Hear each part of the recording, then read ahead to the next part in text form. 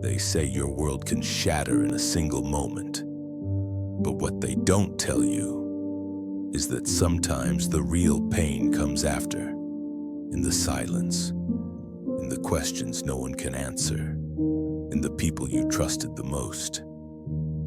After the outburst at the dinner table, everything changed.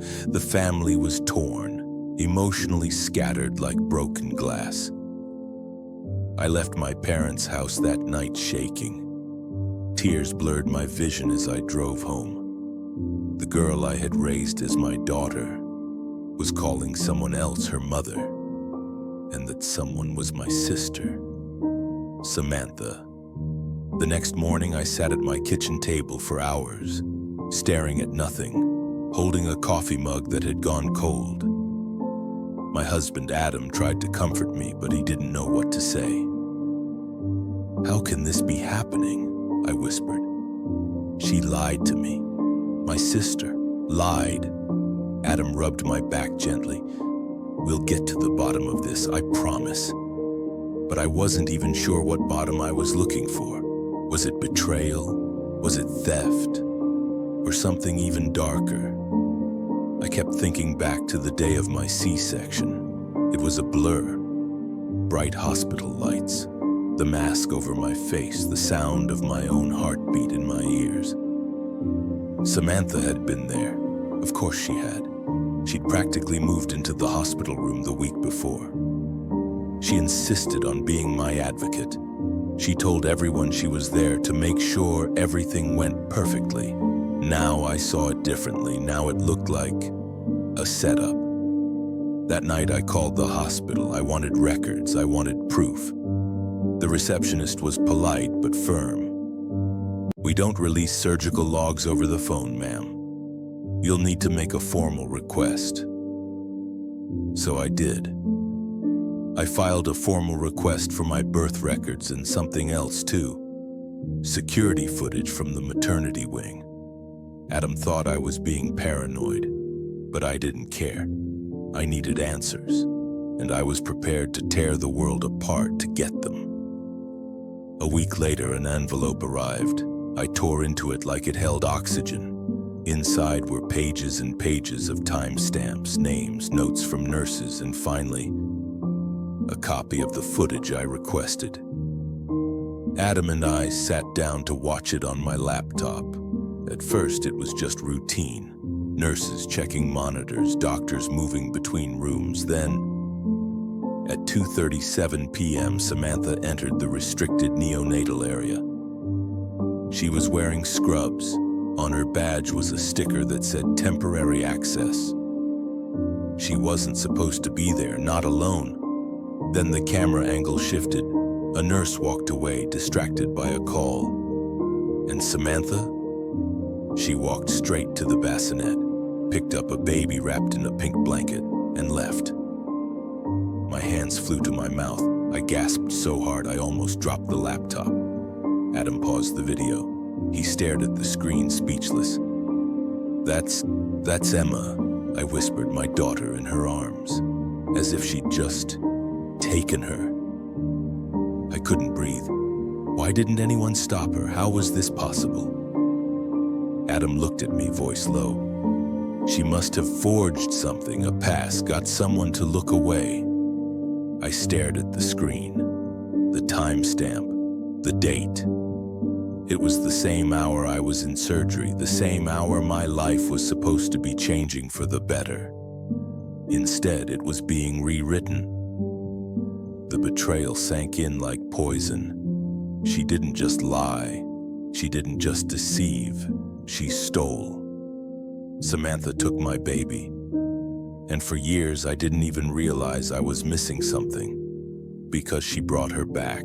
Because Emma was raised in our home. Because the lie was so complete, it masked the crime. But now I wanted justice. I wanted to confront her, to scream at her, to demand she tell me why. But something stopped me. Not fear, not confusion. Emma. She still called me Mom. She still hugged me every night before bed. What would this truth do to her? Would she hate me? Would she hate herself? few days later, while Adam was at work and Emma was at school, I opened a box from the attic. It was Samantha's. Years ago, she had asked me to store some of her things, just in case she needed them. I never looked inside, but now I did. At the bottom, beneath old sweaters and expired documents, I found a journal. My hands shook as I flipped it open. January 5th. They said I couldn't carry a baby to term. I won't accept that. There has to be a way. March 12th.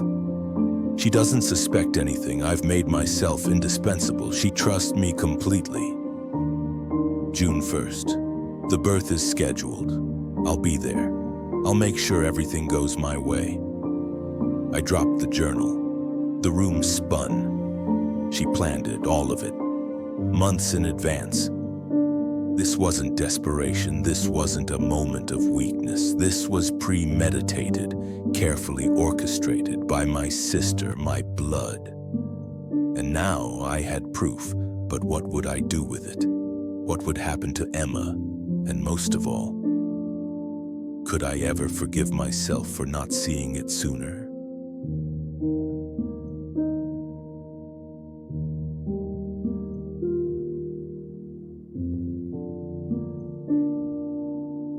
I didn't sleep that night. I just kept playing everything over in my head. The way Amanda looked at my daughter. The way her voice broke when she said, "You gave her to me." What was she talking about? What did she mean? I gave her my baby. I clutched the blanket that still smelled like my daughter and cried into it until morning. When the sun came up, I knew I had to go see my mother. Not because I trusted her, but because if anyone could help me unravel the past, it would be her. I pulled into her driveway with my hands shaking. The last time we spoke had ended in cold silence. She didn't come to visit me in the hospital. She barely called. She always seemed closer to Amanda than me, but I needed answers. She opened the door in her usual silk robe, mug in hand. Her eyes widened when she saw me. "Well, this is a surprise." I swallowed my pride. "Can I come in?" She stepped aside wordlessly. The house still smelled like gardenia and guilt. We sat on the couch, and I said it. The thing I never imagined saying. "Mom, did something happen when I gave birth?" She didn't flinch, didn't even blink. "What are you talking about?" I felt the rage bubble in my throat. "I need you to tell me the truth. Amanda, she said some things that don't make sense. She held my daughter like she was hers. She said I gave her the baby." And then, a flicker. Something passed over my mother's face, a flash of fear. "You're tired," she said. "You've been through a lot. Don't let your mind play tricks on you." But it wasn't my mind that was tricking me, it was them. And then it came flooding back. A memory I'd buried deep. The day after I gave birth, I remembered waking up groggy, so foggy I could barely speak. I remembered Amanda sitting by my bed, crying. But not just crying, smiling too. She was holding something, cradling something, a baby, my baby. She whispered, "Thank you. You'll never understand what this means." I had thought it was a dream. I was on pain meds, fading in and out. Everyone told me to rest. But what if it wasn't a dream? What if that was the moment? She took her. When I got home, I tore through everything. Birth records, photos, hospital paperwork, anything. But something didn't add up. The birth certificate didn't have my signature. There was no discharge paperwork under my name, only under my husband's. He was listed as the emergency contact. Amanda's name was scribbled in as a medical proxy. Why? Why would she be listed on my maternity file? And then, at the very bottom, a name I hadn't seen before. Dr. William Hendricks, OBGYN specialist. That wasn't my doctor. I had never seen that name in my entire life. I called every hospital in the city until I tracked him down. When I finally got him on the phone, I asked, "Do you remember a birth on July 9th, 2020? The name was Claire Morgan. Why are you asking?" "Because I'm Claire, and I don't remember you. You weren't my doctor." "Then, I'm sorry, I can't discuss patient information over the phone." "You already did," I snapped.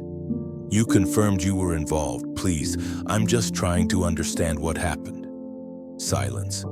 Then finally he said, "I was brought in at the last minute. There were special circumstances, a family decision. You should talk to them." And he hung up. A family decision.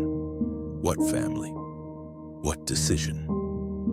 That night, Rachel showed up with soup and her toddler in tow. She always had this calming energy, like the world could be falling apart and she'd find a way to fold laundry in the middle of it. I told her everything, and she didn't flinch, didn't call me crazy, she just nodded. "Claire, this sounds like more than just a misunderstanding. It sounds planned. Like they coordinated this behind your back." I couldn't hold back the tears. Why would they do that? Why would my own family, my sister, my husband, take my child from me? Rachel said the words I couldn't. Maybe Amanda couldn't have children. Maybe they saw your baby as their only chance. I shook my head. Then why not ask? Why lie? Why steal her from me? Rachel leaned closer. Because asking means giving you a choice, and they never intended to give you one. I couldn't sleep. I couldn't eat. I couldn't stop imagining my daughter growing up thinking Amanda was her mother. That man I once loved, raising her under my nose. Every time I closed my eyes, I saw Amanda rocking her, kissing her forehead, whispering lies. My baby was stolen. Stolen while I was unconscious in a hospital bed. And they made it look like it never even happened. I picked up my phone, hands shaking, and dialed Amanda. She answered on the third ring. "Claire, you need to come clean right now. I'm done playing games." Silence. Then she said it. I did what I had to do. I felt like the world had stopped spinning. "What does that mean?" Her voice was steady, too steady. "I couldn't have children, you know that. I was watching you throw your life away. You didn't even want a baby. You were going to leave him. That's not your choice to make," I screamed. "But it was. Mom agreed, your husband agreed. You were unstable. You were going to leave the country. We couldn't let you take her. You stole her. I saved her." And then the line went dead. I collapsed to the floor, sobbing. Everything I feared, to everything I suspected. It was true. They stole my baby. They planned it. And now I had to decide, what would I do next?